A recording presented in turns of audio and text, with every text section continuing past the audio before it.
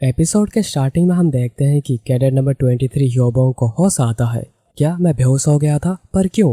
ह्योबोंग फिर देखता है कि उसके हाथ पैर बंधे हुए हैं। क्या? पर आखिर किसने ये सब किया? तभी जियोन आकर कहता है, ये मैंने किया है टकलू। ह्योबोंग कहता है, आखिर तुम ये कैसे कर सकते हो? जियोन कहता है, आखिर कैसे का क्या मतलब? जब तुम बेहोश हो गए थे मैंने तुम्हें बेड पर बांध दिया। ह्योबोंग सोचने लगता है, आखिर मैं बेहोश कैसे हो गया? पर उससे पहले उसे तो काफ़ी सीवियर इंटरनल इंजरी है, पर उसे देखकर तो पूरा ही ठीक लग रहा है। और वो मुझे बार बार टकलू क्यों कह रहा है? जियोन फिर उसे आईना दिखाता है, जो देखकर ह्योबोंग पूरा ही सरप्राइज हो गया था। मैं मेरे बालों को महसूस नहीं कर पा रहा।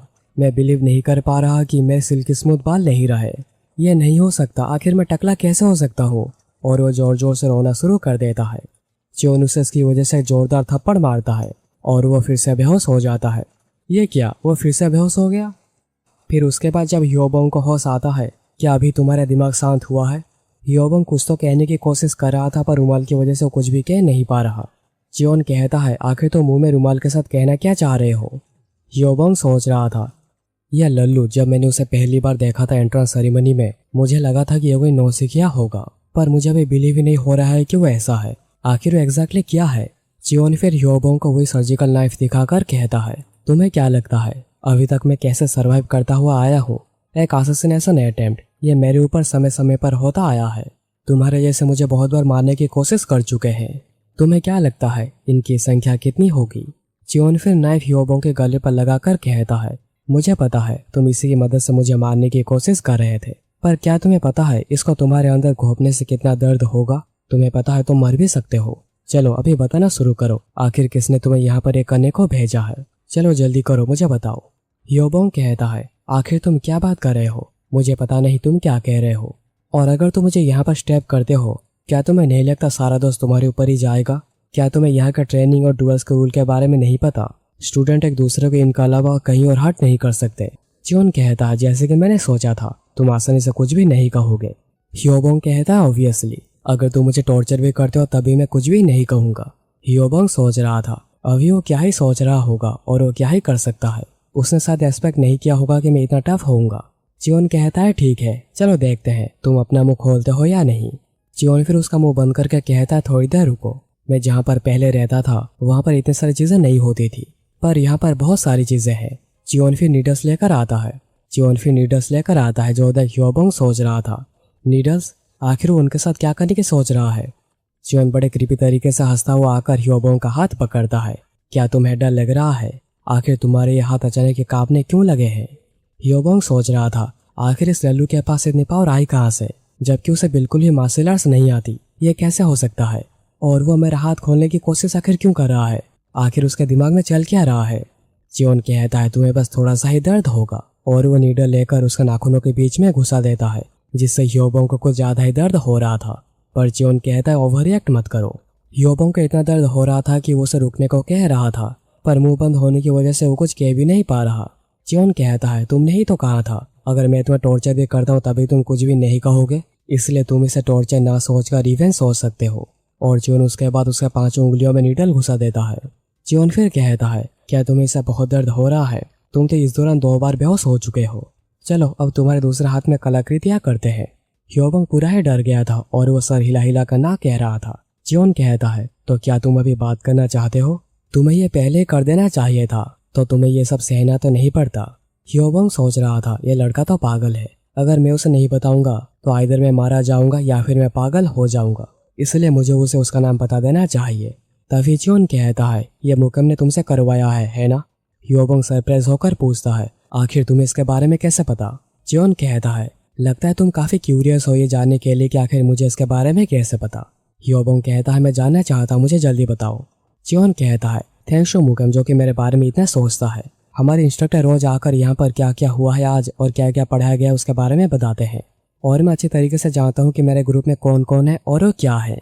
मैंने पहले ही गेस कर लिया था कि किसने किया होगा, पर मैं सिर्फ तुम्हारे मुंह से जानना चाह रहा था, क्या मैं कुछ गलत कह रहा हूँ कैडेट 23 ह्योबोंग? ह्योबोंग सोच रहा था, आखिर कौन कहता है ये लड़का कुछ नहीं है, वो एक मॉन्स्टर है। वो अपने स्ट्रेंथ को हाइड करके रखता है और सबके सामने ऐसे एक्ट करता है जैसे कि उसे कुछ भी नहीं आता। मैं इमेजिन नहीं कर पा रहा हूँ, एक बार स्ट्रॉन्ग हो जाएगा तो कैसा बनेगा। जियोन फिर कहता है, चलो तुम्हारी वजह से मुझे अच्छी खासी जानकारी मिल गई, पर मुझे भी जाकर सोना पड़ेगा। और इससे पहले जो भी हुआ, ह्योबोंग कहता है मैं इसके बारे में किसी को नहीं बताऊंगा, प्लीज मेरे ऊपर और गुस्सा मत करना। जियोन फिर जियोम्यूल का इस्तेमाल करता है। जियोम्यूल एक ऐसा टेक्निक है जो कि दुश्मन के ब्लड पॉइंट पर हमला करता है और इससे दुश्मन बेहोश हो जाता है। पर बेहोश होने से पहले ह्योबोंग सोच रहा था, मैंने सोचा था उसके पास नेगोंग नहीं है, पर ये सबको पागल बना रहा है। सियोमेंग को दिखाया जाता है जो कि जल्दी जल्दी जियोन के पास जा रहा था। जाते हुए सियोमेंग सोच रहा था, मैंने एक्सपेक्ट नहीं किया था कि वो बच्चा इतनी जल्दी सीख जाएगा। फिर हमें एक दिन पहले का सीन दिखाया जाता है जब सियोमेंग जियोन के अंदर फ्लो इंसर्ट कर रहा था। सियोमेंग सोच रहा था ये कैसे हो सकता है, इस बच्चे ने बस 5 दिनों में ही नेगोंग को एक्वायर कर लिया है। आमतौर पर किसी को भी 2 से 3 हफ्ते लग जाते हैं और कभी कभी तो किसी को 1 महीना भी लग जाता है। उसने मेरी हर एक्सपेक्टेशन को क्रॉस कर दी है। ये लड़का सच में कुछ और ही है। मैंने पहले प्लान किया था तुम्हें 2 हफ्तों में नेगोंग एक्वायर करना सिखाऊंगा और फिर तुम्हें बेसिक टेक्निक्स और ब्रीदिंग मेथड सिखाऊंगा, पर मुझे लगता है कि मुझे मेरा प्लान बदलना पड़ेगा। फिर प्रेजेंट में सियोमेंग जियोन के पास आ जाता है। जियोन पहले से उठकर तैयार था और वो सियोमेंग को ग्रेट करता है। सियोमेंग कहता है आखिर तुमने उसे कहाँ पर रखा है? जियोन कहता है ये मेरे पलंग के नीचे है।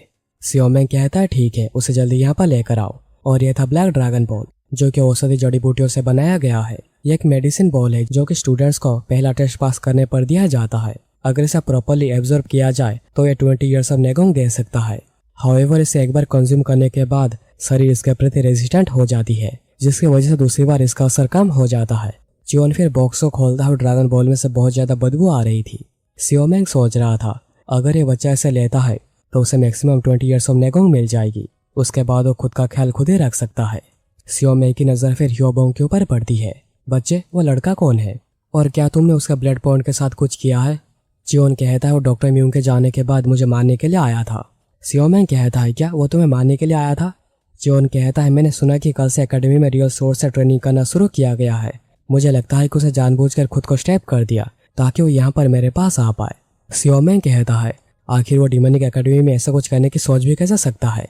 क्या उसे पता नहीं अगर इसके बारे में किसी को भी पता चल जाता है तो उसे यहाँ से निकाल दिया जाएगा?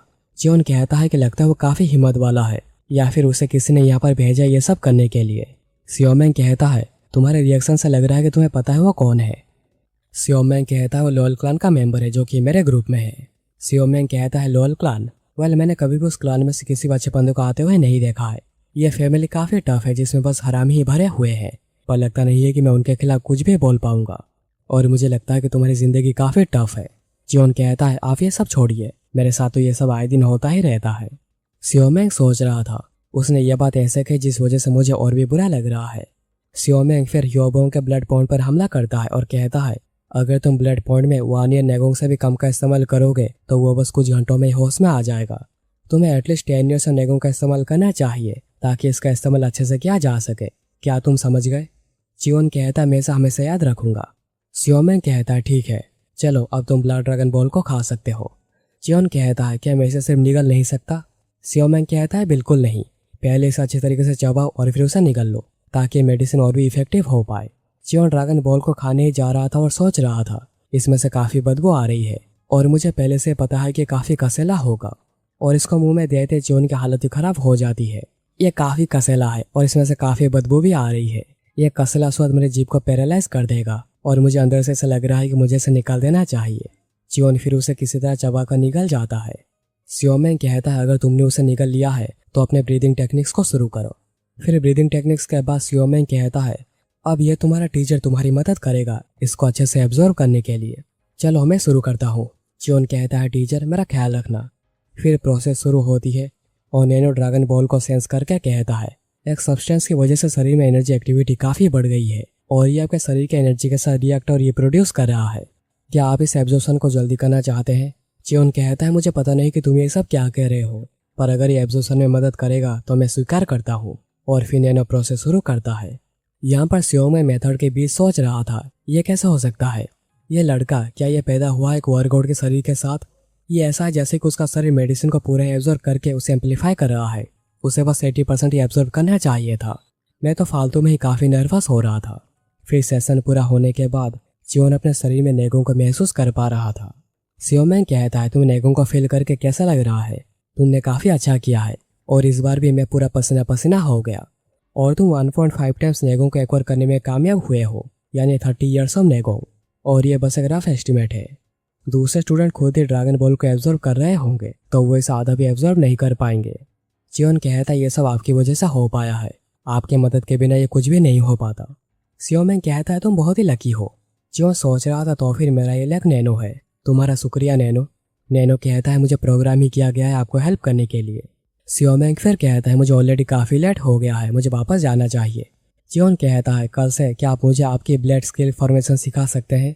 सियोमेंग कहता है क्यों नहीं, ऐसे में तुम्हारे पास ज़्यादा समय नहीं है तो तैयार रहना।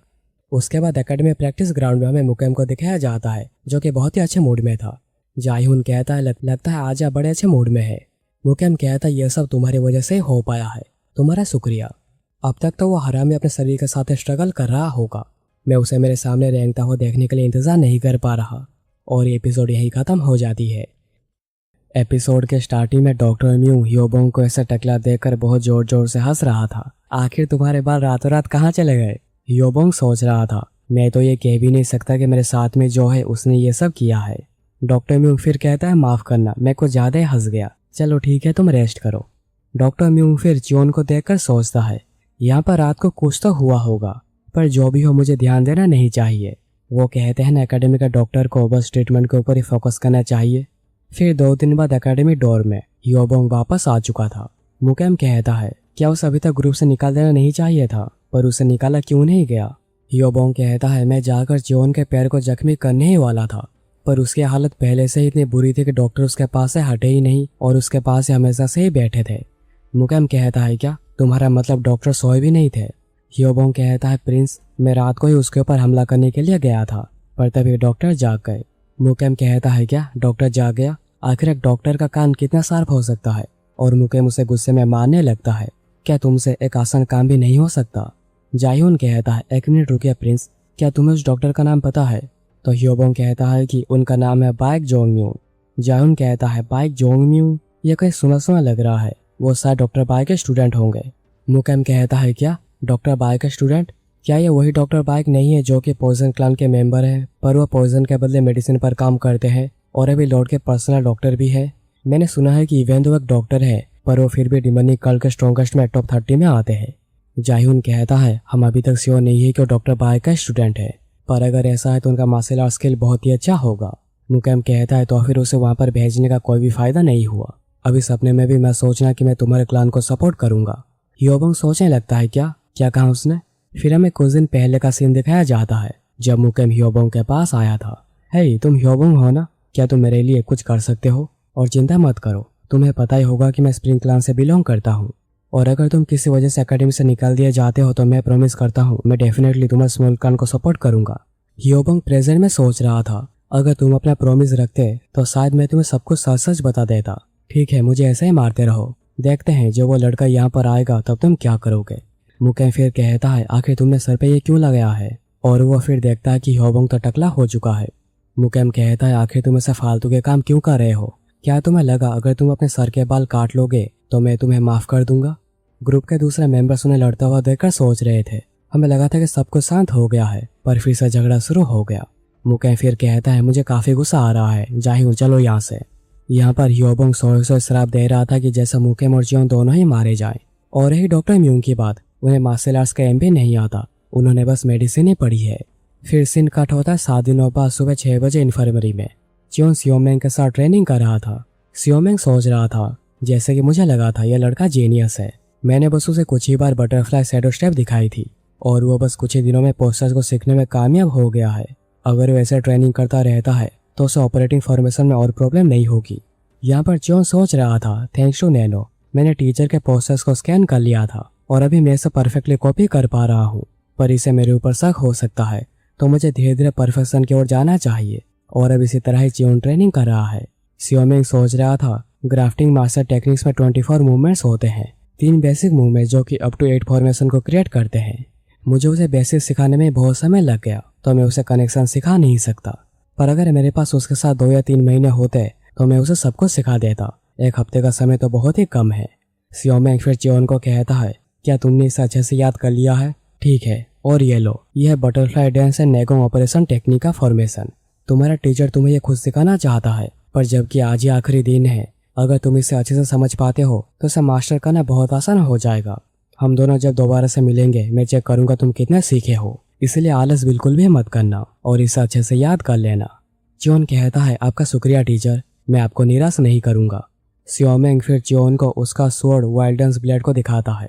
चलो इसे पकड़ के देखो। और चियोन उसके स्वॉर्ड को पकड़ के देखता है कि उसने जितना सोचा था उतना भारी नहीं है।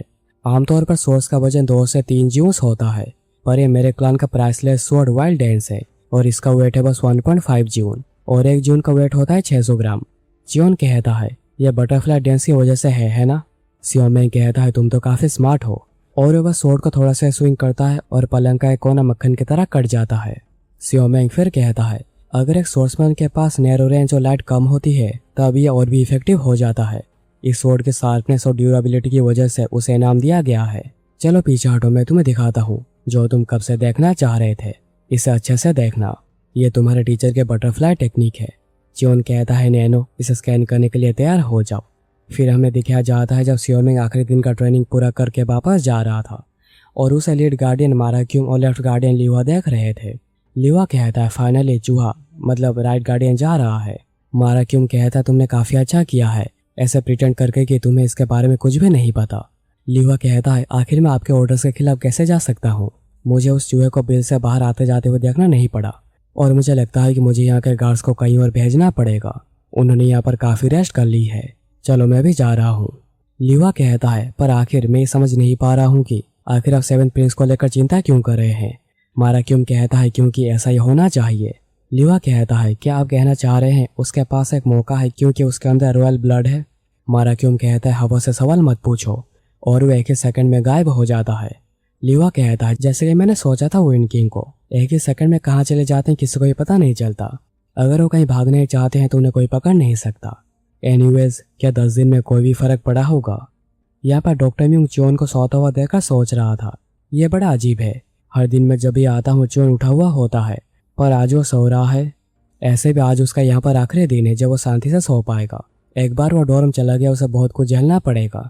चलो तुम थोड़ी देर और सो जाओ। यहाँ पर चियोन के अंदर नैनो कह रहा था यूजर का muscle development for butterfly technique 80% complete हो चुकी है और चेंजेस टू 75% हो चुका है। 100% कंप्लीट होने में 1 घंटा लगेगा। फिर 1 घंटे बाद हमें देखा जाता है कि डॉक्टर म्यूंग सो रहा था, तब उसे कोई आवाज सुनाई देती है और वह भागता हुआ जाता है चियोन को देखने और वो देखता है कि उसे तो उल्टी हो रही है। डॉक्टर म्यूंग समझ नहीं पा रहा था कि आखिर वो अचानक ही उल्टी क्यों कर रहा है और उल्टी के साथ साथ उसका शरीर कांप भी रहा है। डॉक्टर म्यूंग चियोन को कहता है क्या तुम ठीक हो? तुम्हारे शरीर में कहाँ पर दर्द हो रहा है? ठीक है तुम पहले सो जाओ। डॉक्टर म्यूंग फिर उसके पल्स को चेक करके पूरा ही हैरान रह जाता है। आखिर ये क्या, आखिर ऐसा कैसा हो सकता है? उसके पल्स को चेक करने पर ऐसा लग रहा है कि उसके शरीर ने काफी मेहनत करी है। नैनो फिर चियोन को कहता है कि आपका शरीर अभी स्टेबलाइज हो चुका है और डॉक्टर म्यूंग ने तो अभी अपना शरीर पकड़ लिया था। अब ये कैसा हो गया? आखिर अचानक से इतना स्टेबल कैसे हो गया? मैंने मेरे टीचर से कभी ऐसे किसी केस के बारे में सुना ही नहीं। चलो जो भी हो उसे भी थोड़ा सोने देना चाहिए। और फिर डॉक्टर म्यूंग के जाने के बाद चियोन उठ जाता है और अपने हाथों के स्ट्रेंथ को चेक करने लगता है। मेरे हाथों में जो भी पावर है ये 6 घंटे पहले से बिल्कुल ही अलग है। लगता है कि मुझे पता है आखिर टीचर ने कितनी ट्रेनिंग करी होगी। अगर उन्हें किसी तरह पता चला कि मैंने ये सारी बस 6 घंटों में हासिल करी है तो शायद वो भी डर जाएंगे और ये एपिसोड यहीं ख़त्म हो जाती है।